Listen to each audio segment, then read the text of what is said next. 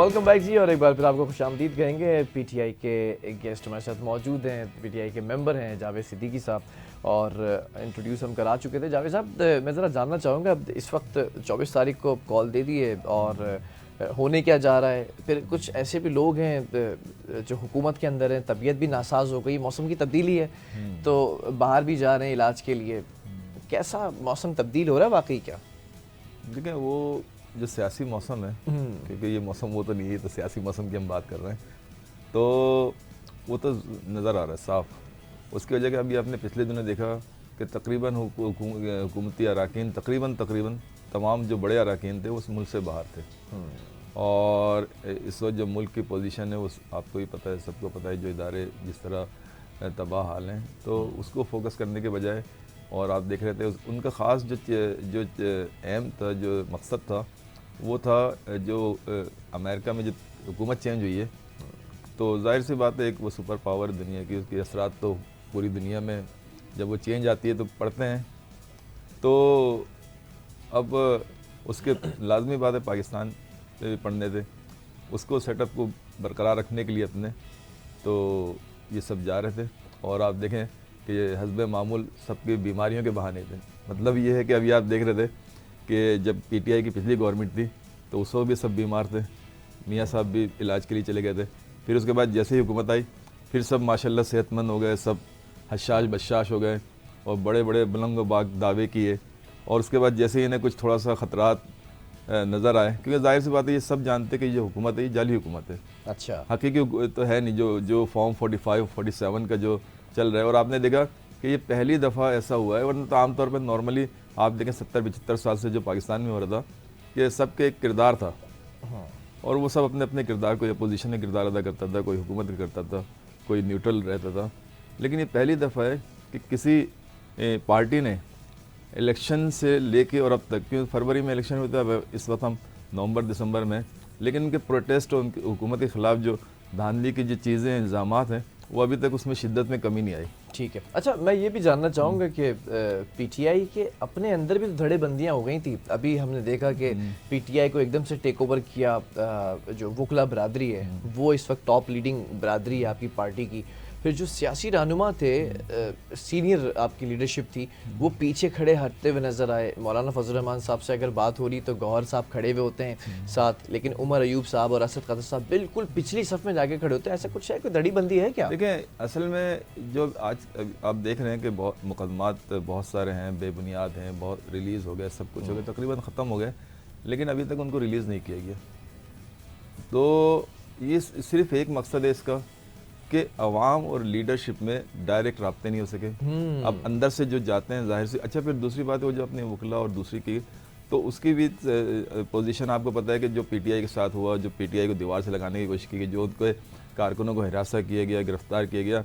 अब इन हालात में बहुत सारी मसाइल पैदा होते हैं, और फिर उसमें लीडरशिप भी अंदर हो, तो उसमें फिर बहुत सारे लोग होते हैं जो फ्रंट पे आ जाते हैं, बहुत सारे लोग बैक पे चले जाते हैं।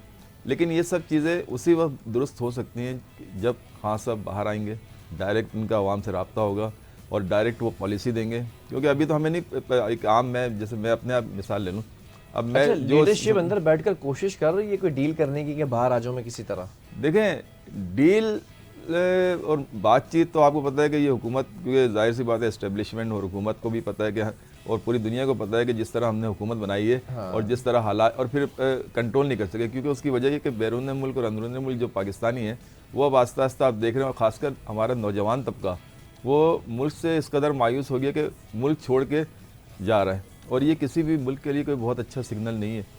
अच्छा, मेरा एक सवाल है, बड़ा फिर मैं एक सवाल करूंगा। आपके जो फॉलोअर्स हैं, जो एक यूथ है ना, वो यूथ जब सोशल मीडिया के ऊपर बॉम्बार्डिंग करती है कमेंट्स की, तो वो इस बात का भी ख्याल नहीं रखते हैं कि हम इनडायरेक्टली मुल्क की बुराई कर रहे होते हैं ना, कि ये मुल्क ऐसा है, ये मुल्क वैसा है। तो क्या वो वाकई पीटीआई के ही फॉलोअर्स हैं, सपोर्टर्स हैं, या ये भी कोई दूसरी सियासी जमातों के हथकंडे हैं? ये एक प्रोपेगेंडा होता है कि मुल्क की बुराई कर रहे होते हैं। देखें, चंद अफराद को टारगेट करने से इदारों के किसी भी, चाहे वो इलेक्शन कमीशन हो, चाहे वो दूसरे इदारे हों जो मैनेज करने वाले हैं, अगर उसके चंद अफराद के ऊपर कोई चीज़ लगती है तो वो मुल्क या इदारे के, क्योंकि हम अभी बिल्कुल ऐसा ही है। अब हम क्योंकि अभी नौज़ायदा जमहूरियत में से गुजर रहे हैं, अभी हम जमहूरी जो मुल्क जैसे यूरोप में आप देखें वो मुस्तहकम हो गए, मजबूत हो गए और इज़हार राय के को आज़ादी है और वो मुल्क तरक्की कर रहे हैं।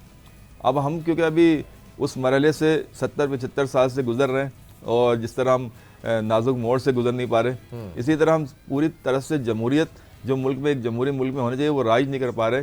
तो हम चंद अफराद को मुल्क और कौम समझते हैं, जबकि अभी आप देख लें इलेक्शन जो फरवरी में हुए, अगर आप जमहूरी होते तो जमहूरी, अब आप देखें दूसरे मुल्कों की अगर आप मिसाल लें, बहुत सारी जगहों पे ऐसा हुआ कि हुकूमतें आती हैं जाती हैं, फिर वो अपने पॉलिसीज़ को सही करती हैं या कोई जो हुकूमत में गवर्नमेंट होती है उनकी पॉलिसियाँ ऐसी होती हैं कि फिर दोबारा इलेक्शन होता है वो दोबारा आ जाते हैं। ठीक है। लेकिन यहाँ पे क्योंकि आप देख रहे हैं चंद ख़ानदानों की हुकूमत है और वो क्योंकि उनके तकरीबन 2 नस्लें यानी पाकिस्तान की 2 नस्लें तबाह हो गई और उनकी 2 नस्लें माला माल हो गई।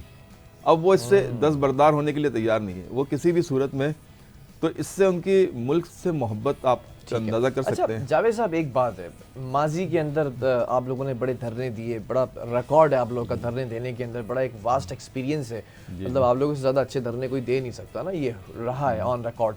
उसके बाद फिर आप हुकूमत में आए जी, ठीक है, उसके ऊपर भी कयास आराइयाँ हुई कि आए या लाए गए, ठीक है, आ गए, बहरहाल आप तारीख गवाह है कि आप हुकूमत में आए और वज़ीर आज़म बनाएगी आपकी जमात से। उसके बाद जब स्टेप डाउन हुए और फिर उसके बाद उतार चढ़ाव हुआ होता रहा और अभी तक स्ट्रगलिंग हो रही है इस सियासी जमात की, तो मैं सिर्फ ये जानना चाहता हूँ कोई ऐसी चीज़ है जो ऐसी गलती है माजी की जो आप सोचते हो कि ये गलती अगर दोबारा कभी मौका मिला हुकूमत में आने का तो ये गलती नहीं करेंगे, वो क्या चीज़ है? देखिए जो हमारी हुकूमत थी और जो भी चीज़ें थी वो बिल्कुल सही सिमत में चल रही थी, लेकिन क्योंकि उसकी वजह ये है कि जो हमारी एक पॉलिसी थी और हम, अच्छा फिर दूसरी बात ये कि पहली हुकूमत थी जो सही मायनों में अपोजिशन का किरदार कर रही थी पूरे पाकिस्तान में और स्पेशली सिंध में, वरना सिंध में आप 3 दहाइयों की तारीख उठा के देख लें कि कोई अपोजिशन नहीं रही। पंजाब में कुछ अपोजिशन थी, वरना आप देखें खैबर पख्तूनख्वा या बलूचिस्तान या कहीं ले लें वहाँ फ्रेंडली अपोजिशन होती थी, सही है।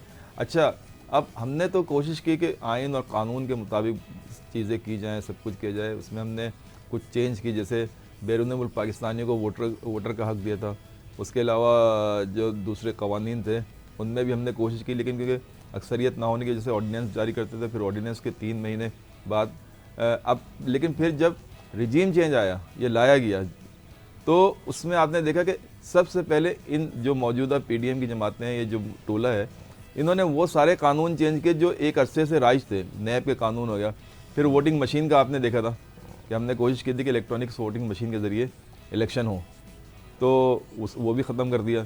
और फिर आपने फरवरी 2024 में देखा कि किस तरीके से रिजल्ट चेंज किया गया। तो अब हमें कुछ करने की ज़रूरत नहीं, क्योंकि देखें जिसके साथ आवाम होती है उसकी एक ताकत होती है। जो अभी 24 तारीख की कॉल दी गई, आखिर में ज़रा ये भी जानना चाहूँगा 24 तारीख है क्या होने जा रहा है? कुछ बड़ा धमाका होने जा रहा है, तहलका मचने वाला है, कुछ होना है? नहीं देखें, धमाका तो क्या, बस एक पुरअमन एहतजाज है वो, और जो एक अरसे दराज से हो रहा है, और जिसका मकसद ये है कि लीडरशिप और कारकुनों में रब्ता डायरेक्ट हो, ये जो कन्फ्यूजन है ये ख़त्म हो। और आपने देखा बहुत सारी चीज़ें जो जैसा अभी आपने कहा कि धड़े और ये वो, तो ये सब चीज़ें उसी वक्त ख़त्म हो सकती हैं जब रिहा होते नज़र आ रहे हैं खान साहब। इंशाल्लाह रिहा तो उनको हो जाना चाहिए था बहुत पहले। अच्छा। लेकिन क्योंकि हमारा निज़ाम ऐसा है कि जैसे कि आपने खान साहब का एक पहले बयान सुना होगा कि मैंने जब वो मुशर्रफ साहब के दौर में कुछ अरसे जेल में रहे थे, तो उन्होंने कहा मैंने जेलों में ज़्यादातर वो लोग देखे जो गली मोहल्ले और छोटे छोटे केसेस में थे और सालों से थे, और जब मैं असेंबली में आया तो मैंने यहाँ पे वो लोग देखे जिन्होंने मुल्क को लूट के खा गए और वो असेंबली में बाइज़्ज़त ज़िंदगी गुजार रहे थे और उनके बच्चे बाहर कारोबार कर रहे थे। अच्छा जी। तो इसलिए हमने जो नया पाकिस्तान का नारा लगाया था कि जो भी करप्ट है, जो भी मुजरिम है, जो भी जिसने मुल्क को नुकसान पहुँचाया, लूटा, उसको जेल में होना चाहिए। चलें। और यही हमारी जो है जो कहना चाहिए कि मंशूर जो हमने पब्लिक को दिया, और फिर पब्लिक ने, क्योंकि पब्लिक भी यही चाहती है, जाहिर सी बात है, लूटने वाला तो ये थोड़ी चाहेगा कि मुजरिम घूमते रहें और वो जो है लुटता रहे। चले ठीक है, बहुत शुक्रिया जावेद सिद्दीकी साहब मेरे साथ मौजूद थे। पीटीआई का क्या मुस्तकबिल हो सकता है उस पर बात की जा रही थी। बहरहाल प्रोग्राम का वक्त जो है वो ख़त्म हुआ है और मंडे से जो है वो हम जब आएंगे वापस तो हम कुछ नई चीज़ें आपके लिए लेकर आ रहे हैं। हो सकता है कि नई जगह हो, नए तौर तरीके हो, नया अंदाज़ हो, वो तमाम चीज़ें उसका इंतज़ार करना पड़ेगा आपको मंडे तक। जब तक के लिए अल्लाह हाफ़िज़।